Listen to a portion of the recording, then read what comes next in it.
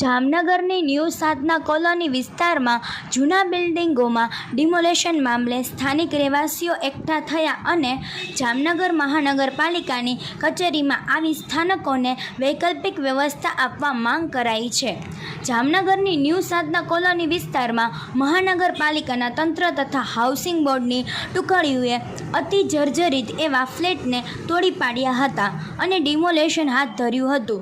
દરમિયાન હજુ 5 બિલ્ડિંગ અતિ જર્જરિત હોવાથી તેને પણ ખાલી કરાવવા માટેની કાર્યવાહી ચાલી રહી છે। દરમિયાન ગઈકાલે રાત્રે સાધના કોલોની વિસ્તારમાં વસવાટ કરતા લોકોનું એસોસિએશન જાગ્યું હતું અને ગઈકાલે સાધના કોલોની વિસ્તારમાં સ્થાનિક રહેવાસીઓની મિટિંગ યોજાઈ હતી, જેમાં વૈકલ્પિક વ્યવસ્થા આપવા માટે જિલ્લા કલેક્ટર તેમજ મહાનગરપાલિકાના કમિશનરને રજૂઆત કરવા જવાનું નક્કી કરાયું હતું। જેના અનુસંધાને આજે બપોરે 12 વાગ્યાના સૌપ્રથમ સ્થાનિકો રેલી સ્વરૂપે મહાનગરપાલિકામાં પહોંચ્યા હતા। પોતાને હાલમાં રહેવા માટેની વૈકલ્પિક વ્યવસ્થા આપવા માટેની માંગણી સાથે આવેદનપત્ર આપવામાં આવ્યું છે। જામનગર મહાનગરપાલિકાની એસએસ શાખાની ટુકડીઓએ શનિવારે 2 અતિ ભયજનક બિલ્ડિંગમાં ડિમોલેશન કરી નાખ્યું છે, જ્યારે અન્ય 5 બિલ્ડિંગ અતિ જર્જરિત હોવાથી તેમાં રહેતા રહેવાસીઓને જગ્યા ખાલી કરી દેવા માટેની સૂચના અપાઈ છે, પરંતુ હજી 9 ફ્લેટ ધારકોએ જગ્યા ખાલી કરી ન હોવાથી તેને ફરીથી તાકીદ કરવામાં આવી રહી છે। આગામી દિવસોમાં તે જર્જરિત બિલ્ડિંગોને પણ દૂર કરવાની કાર્યવાહી મહાનગરપાલિકા દ્વારા હાથ ધરાશે તેમ જાણવા મળી રહ્યું છે।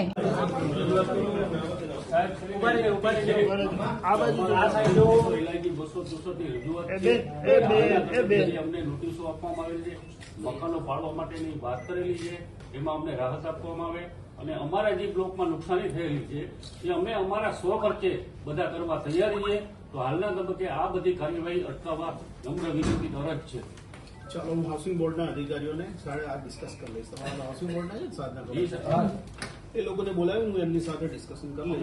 6 મહિને તમારી લાગણી એમને પહોંચાડશું એઝ વેલ એઝ હું મારા તરફથી પણ પ્રોએક્ટિવ વેમાં કહીશ કે લોકોને ઓછામાં ઓછી તકલીફ પડે એ રીતે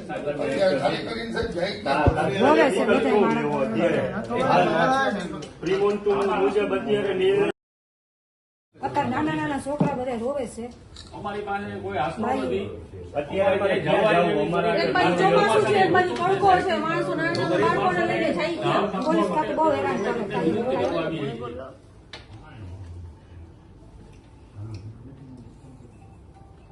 હાઉસિંગ બોર્ડમાં જે ગયા વખતે 23/6/23 રોજ દુર્ઘટના બનેલી એના વિકલ્પમાં જે લોકોને મકાન આપ્યા છે એને દર મહિને વિના કારણે આવી અને કોઈ પણ લેખિત પુરવાર કર્યા વગર કાઢો કરીને ધમકાવીને હેરા જઈ શકે અને હજી આ લોકોની પાછી એ જ પરિસ્થિતિ છે, એને કોઈ વ્યવસ્થા વિકલ્પ આપ્યા નથી અને પાછું હજી 1 વર્ષમાં સરકારશ્રીએ કોઈ પણ જાતની ખરેખર જો કામગીરી કરી હોય તો આ વિકલ્પ વ્યવસ્થા થઈ ગઈ હોય, ખરેખર સરકારે એક પણ એવી વ્યવસ્થાનો ભાગ્ય કામ નથી કર્યું, એનો ભોગ અમે અત્યારે તમામ બનીએ।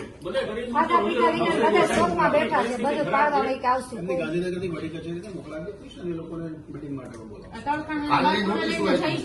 ગુરુવારની સુધીમાં રસ્તા છે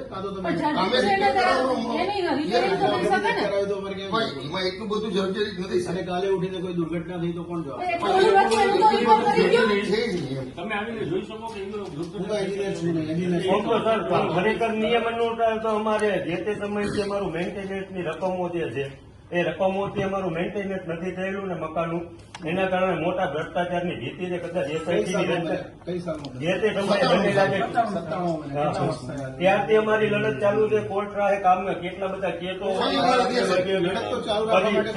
પ્રમાણેના કામ નથી થયેલા, એના કઈક ભોગ બનેલા છે, ઘણા બધા બનાવોના કારણે બનેલા ભોગ હાલ અમે ગરીબ માણસો હેરાન થાય તો